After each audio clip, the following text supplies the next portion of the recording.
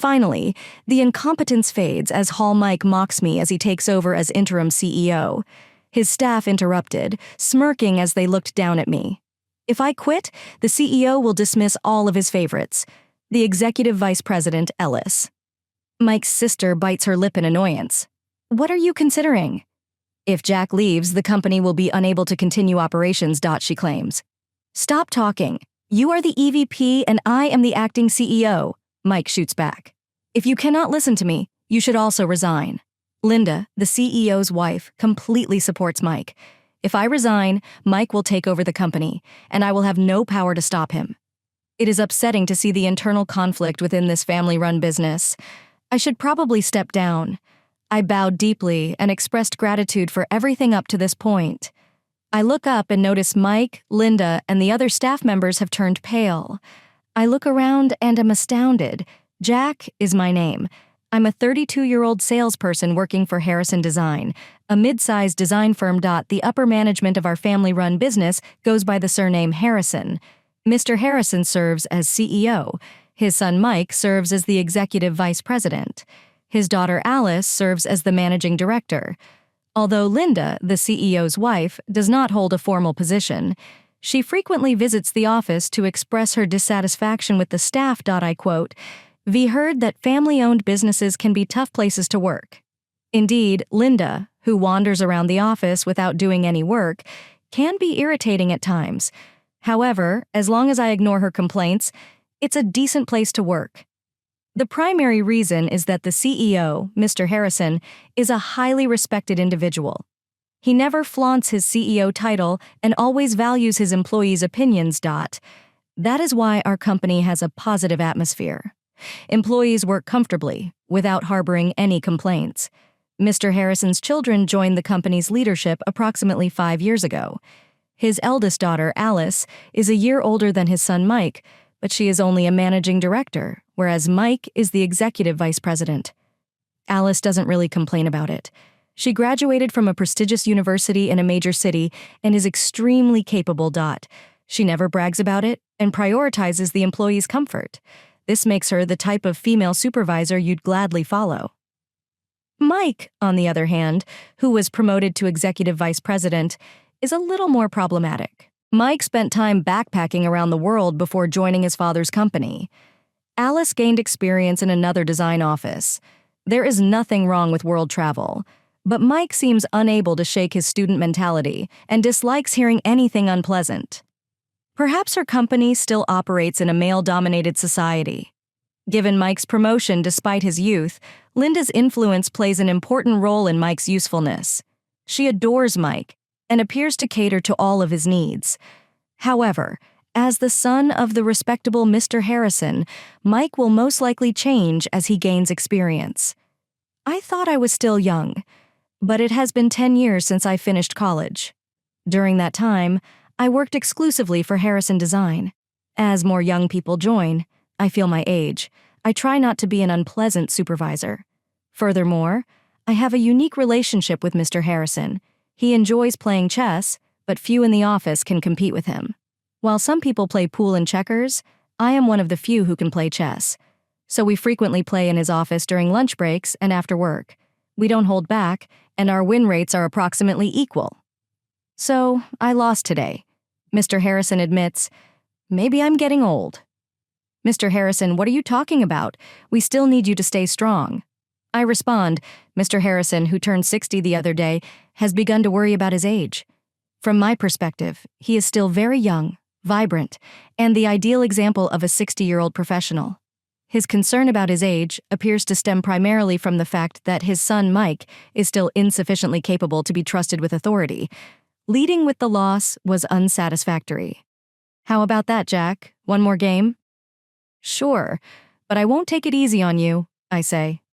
Mr. Harrison laughed heartily, and we resumed setting up the chess pieces. Then one day, something happened. A female employee rushes out of the CEO's office in a panic. "Someone call an ambulance!" Mr. Harrison collapsed right after stating that he was experiencing chest pains. As we walk towards the CEO's office, we notice the door is open and several employees have already crowded inside. Mike and Alice have loud voices. Dad, hang in there. I'm loosening your tie right now. Dad, you'll be okay. Simply don't move. The ambulance is on the way. The paramedics arrived quickly and transported Mr. Harrison on a stretcher, accompanied by the executive vice president, Mike, and the managing director, Ellis. Linda was at home when she learned of Mr. Harrison's collapse. She said she'd go straight to the hospital. Meanwhile, I couldn't concentrate at work due to the office environment. We're anxiously awaiting word from Mike and Alice. Alice soon called the company. Dad is completely unconscious. He's currently in critical condition with arrhythmia and a high fever, she said. Beginning that day, a wave of anxiety spread throughout the office. While we tried to continue working, everyone was talking about Harrison Design's future. Will all of us lose our jobs if Mr. Harrison fails to make it? Someone asked. No. The executive vice president and managing director are still present. One of them will take control. Another responded, but the issue was significant. I thought it might work out if Alice became CEO. But I was only concerned about the future if Mike accepted the position. The Harrisons held several family meetings, and my worst fears were eventually confirmed. Mike, the eldest son, was appointed as acting CEO. This is the disadvantage of family-owned businesses, but employees could not vote for an interim CEO. Mike arrived at work the next day, ready to take on his new responsibilities. During the morning assembly, Alice, the managing director, informed all of the employees. Mr. Harrison is still unconscious. Harrison Design is facing its worst crisis since its inception. Let's unite behind the acting CEO and get through this crisis together, Alice suggested.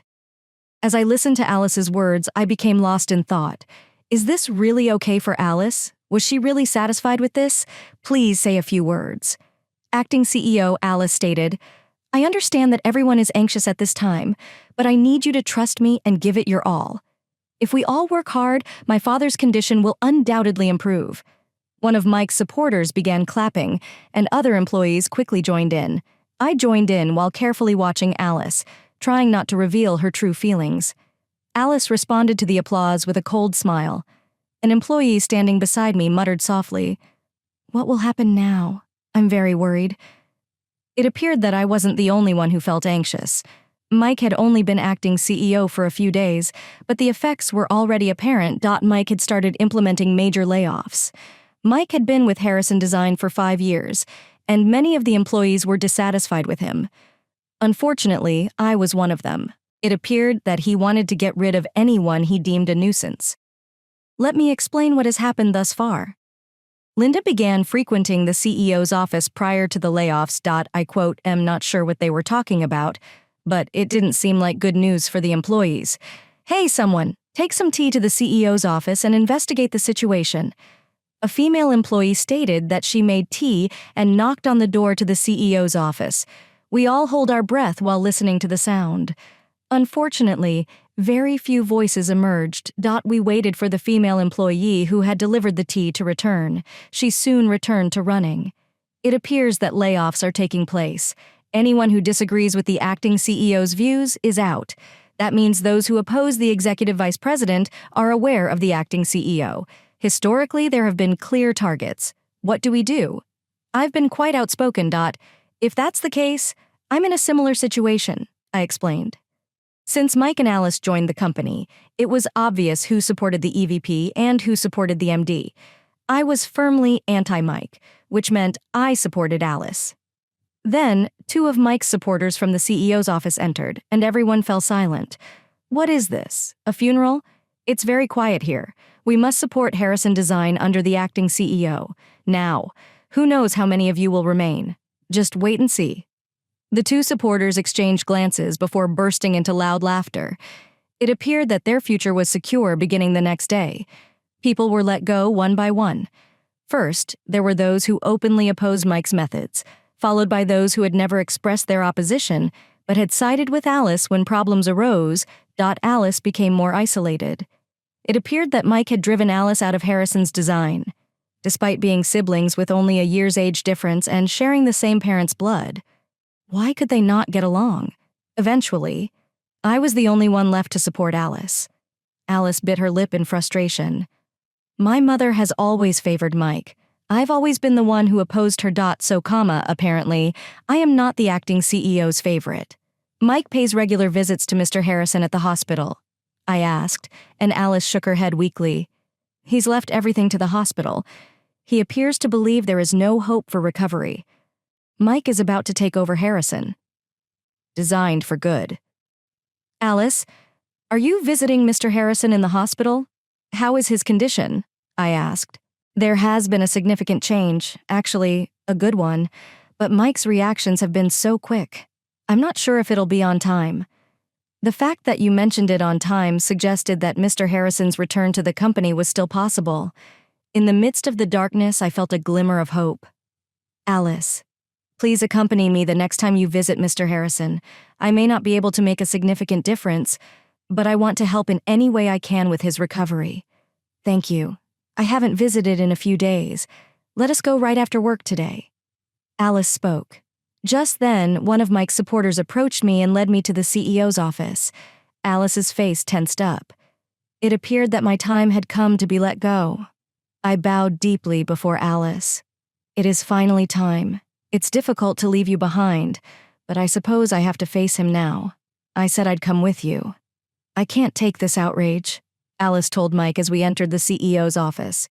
Mike sat in a high-back luxury chair, with one of his supporters standing to his right and Linda looking pleased. I stood to the side.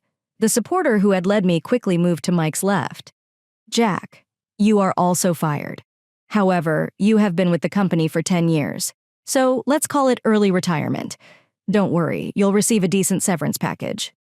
Mike stated that there was no point in making a scene. I gave a quiet nod of understanding. Mike mockingly laughed at me. I'm glad the incompetent is finally gone. His supporters smirk at me. Alice bit her lip in frustration, but then retaliated. What are your thoughts? If Jack leaves, the company will be unable to function properly. Shut up! I'm the acting CEO, and you're the empty seat. If you cannot follow my orders, you should also resign. Mike snapped. Linda, who had been standing to the side, finally spoke up. You're like a liar's body now, powerless to do anything. You are talented, so why not be hired by another company? Mom, are you saying that I am unnecessary for this company? Alice inquired. Oh, you just realized that Mike will now be the sole heir to this company. Do not worry. We will adequately replace the employees we have lost, Linda replied smugly. Are these the words a mother speaks to her own daughter, to whom she gave life? When I leave, Mike's state cover will be finished. But I never had the ability to stop it in the first place. It's heartbreaking to see this family-run business fall apart from within. I feel sorry for Alice, but I'm also exhausted.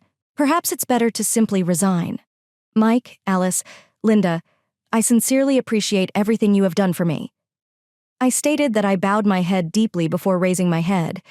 I noticed Mike, Linda, and their supporters turn around with pale faces. I was astounded to see Mr. Harrison in his wheelchair. A nurse dressed in plain clothes is pushing it. The doctor gave me permission to go outside for an hour, Mr. Harrison said, though he appeared thinner. Mr. Harrison's gaze was sharp, and he exuded energy. Linda staggered towards Mr. Harrison. You? When did you recover? Enough to use a wheelchair? Linda exclaimed. You and Mike never came, so you wouldn't know. But my condition is improving day by day, Mr. Harrison responded. Oh, that is good. I've been more worried than I'd like to admit. Mr. Harrison snorted and turned away from Linda, focusing instead on Mike. I see you did whatever you wanted while I was away. Remember, you are only the acting CEO, not the CEO. Mike appeared perplexed at first, but as Mr. Harrison spoke authoritatively, Mike began to tremble. I was just thinking about the company's best interests. I assumed you were done for. Mike stammered. You underestimated me. I am not the type of person who is incapacitated by something like this. My pulse has stabilized and my fever has subsided, Mr. Harrison stated. That's great. I've been so worried, Mike said, trying to be sincere. Mr. Harrison glared at Mike. Don't say things you don't mean, but your mother is probably influencing you anyway. A misunderstanding, my dear. I would never put such ideas into Mike's head, Linda protested. I have known you long enough to know better. Anyway, Alice, I am feeling a little tired. Could you please call an assisted taxi to take me back to the hospital? Mr. Harrison requested. Of course. Dad, I will have you issue orders from your hospital room. I will be your hands and feet. The incredible commotion prompted Alice to respond. My early retirement was called off. Mr. Harrison's recovery has been remarkable. He has been working hard on rehabilitation to strengthen the muscles that were weakened during his hospital stay. He gradually began to walk on his own again. Alice and I began visiting the hospital room on a daily basis, and each time we saw him, he appeared more energized. However, it appeared that a full recovery would require some more time. So Alice brought a computer into Mr. Harrison's hospital room to help him work more efficiently, with Alice's help and mine. Despite his advanced age, he was able to handle CEO duties from the hospital room.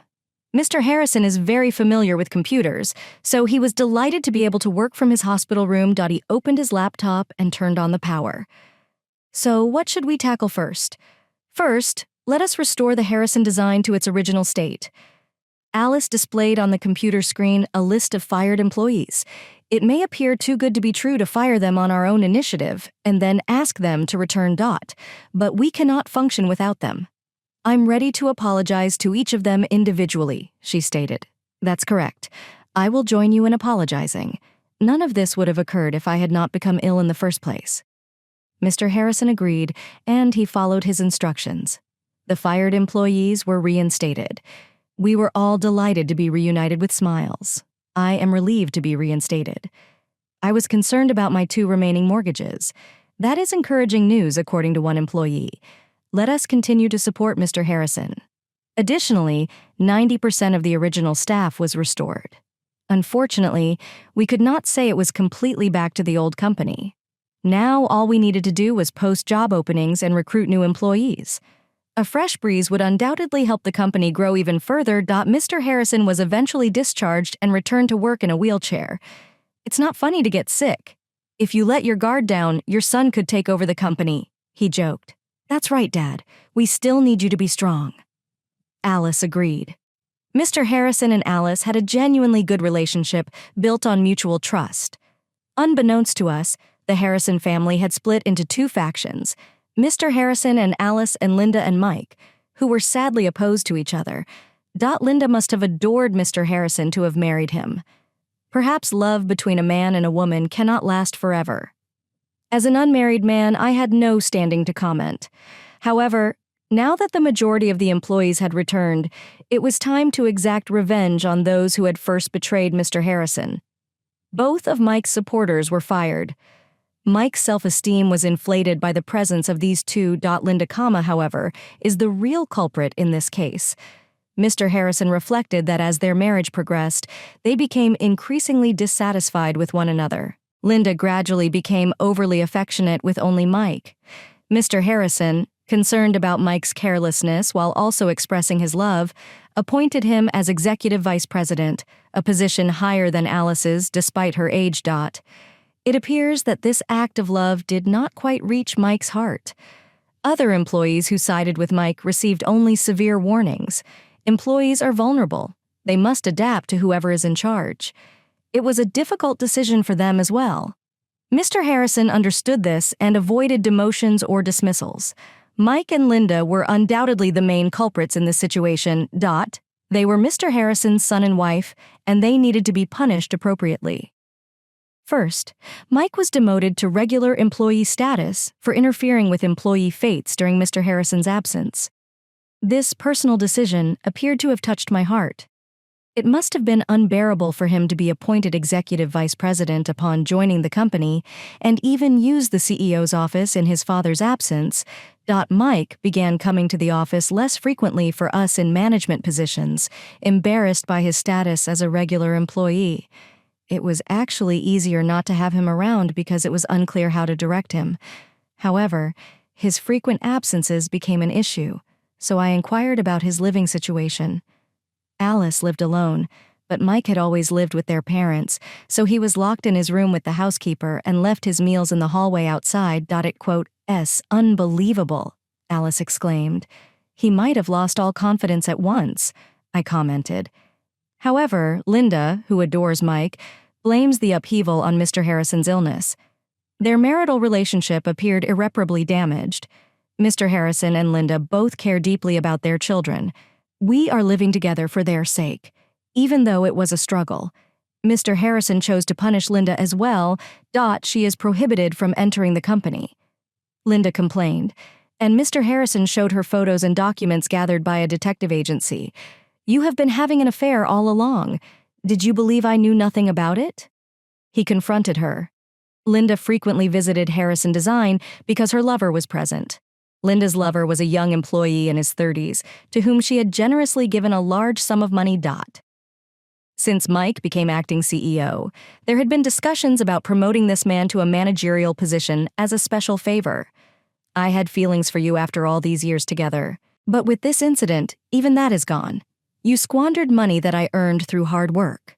Mr. Harrison lamented Linda's desperate attempts to make excuses, but as the CEO's wife, Mr. Harrison refused to listen. Her attempts to privatize the company constituted a serious offense.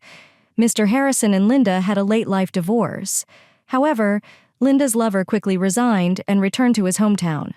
Mike, who enjoyed Linda, was adamantly opposed to divorce. It is not fair to moan. How is she supposed to live now that they are divorced? She should simply work or do something. It's normal to work and live. You should consider working for change, Mr. Harrison replied. Mr. Harrison eventually fired Mike, who demonstrated no desire to work at all. As a result, both Mike and Linda were removed from the house. Normally, a young and capable son like Mike would work and help Linda. However, Mike couldn't seem to find work. After being pampered as executive vice president and acting CEO, it appears that his pride would not allow them to work for someone else. As a result, their finances shrank. Mother and son have nowhere else to go. Linda reluctantly returned to her family's home in the countryside. However, Linda's brother and his wife now own the house. They couldn't turn them away, knowing how desperate their situation was. They were given a small room and had to make do with limited resources. For those of us who remained at Harrison Design, Mr. Harrison had fully recovered and no longer required a wheelchair, though he used a cane for safety. With the CEO's full return, he walked confidently on his own.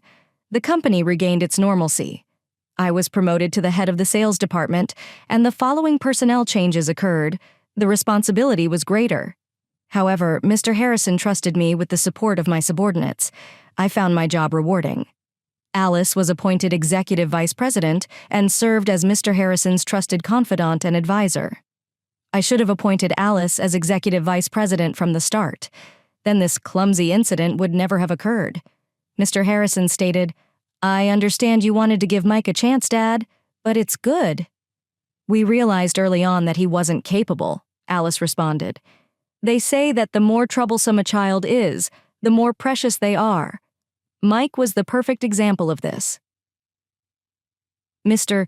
Harrison deeply regretted appointing Mike, who lacked ability as executive vice president out of paternal affection. Thus, Harrison Design was able to recover from a significant crisis. The company's performance improved, and employee wages rose. We, the employees, are now more motivated than ever to unite under Mr. Harrison's leadership and grow the company. That day, at lunchtime, I was Mr. Harrison's chess partner in his office, just like before the hospital episode. Our skills really clicked, resulting in wins and losses for both of us. Mr. Harrison appears to enjoy this aspect of the game. As with business golf, it quote, "Es not fun if you're easy on me." That is true. I fully understand. Mr. Harrison said he went silent for a while. Just as I thought he was concentrating on the chessboard, he said something unexpected. Jack, aren't you going to marry? You're at an appropriate age for it. I'm embarrassed to say this, but I've been so preoccupied with work that I haven't had a girlfriend. But you're correct. I should start thinking about that part of my life. Given how my own marriage turned out, I may not be very credible in giving marriage advice, but perhaps it's time he considered settling down. Perhaps I should start attending mixers. Then I suggested. Alice entered the room with a knock. Oh, are you playing chess again? You two have always gotten along well. The only person who plays with me is Jack. Alice took a seat next to me and watched her match with interest. Jack, teach me chess. Someday I want to study and beat Dad. That's an excellent idea. Mr. Harrison must find it boring to constantly play against me. I said. Mr. Harrison grinned as he shifted his gaze between Alice and me. Dot, how about that? Should the three of us go out for sushi tonight? That sounds beautiful, Jack. Are you free? Alice inquired. I do not mind at all. I'd be delighted to join, I replied. We seem to be spending more time like this lately. Mr. Harrison said, It's the most cozy and enjoyable relationship for me. Jack should seriously consider getting married. I was simply advising him. The same holds true for you, Alice. Don't stay unmarried forever. See my grandchildren, please. Well, I don't have anyone in mind, but I do feel rushed when I think about giving birth, Alice said. Maybe I should attend mixers. I laughed when Ellis said the same thing. Alice, I was simply expressing the same idea. Should we go to a mixer together next time? Yes, that would be pleasant. Make sure there are some attractive men. Alice smiled. Perhaps getting married would also speed things up for you. I looked at Alice, and we both laughed. I wouldn't be telling the truth if I didn't feel this way about her, but I still didn't feel prepared to ask her out. Alice, who stood next to me, turned crimson with embarrassment. I had a hazy idea that I should ask her out for drinks alone.